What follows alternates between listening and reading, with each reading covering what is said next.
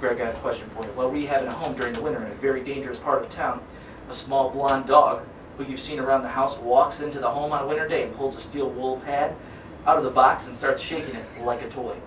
You realize that this sad homeless dog has no toys, and you feel sad because the dog is really nice and has a wonderful temperament. You wonder why it would be homeless. A few days later, continuing to renovate your home, in this dangerous part of town, you hear a whimpering in the crawl space of the house while you're repairing a floor furnace. Peering into the blackness, you realize the little dog has had a litter of puppies under the house. Soon your renovation will end and you'll have to board up the crawl space for the appraisal.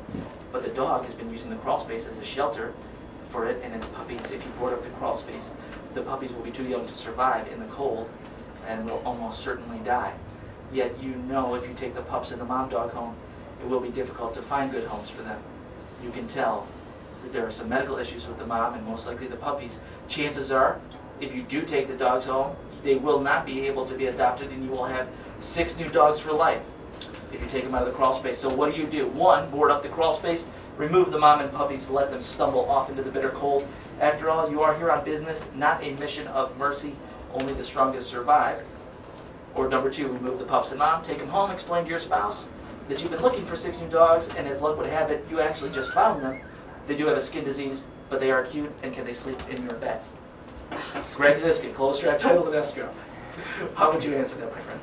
Well, you know I have a soft spot for dogs. I'm a big dog lover, so I would try to, I'd probably call your friend over at Save One Pet and ask them what we should do with the dogs if it involved taking them to the house and letting them stay there for a while. Then, you know, I wouldn't mind doing that at all.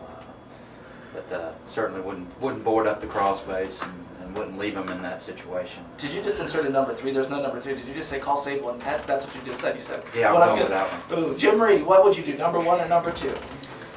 Well, I forgot what 1 or 2 was. 1 was throw the puppies out in the snow, and number 2 was take them home, rescue them, but you'll have 6 dogs for life. Well, I would take them home with me and feed them and nurture them back to health, and then I'd call Save One Pets and say I just found them that day and take them and let those guys put them in good heart.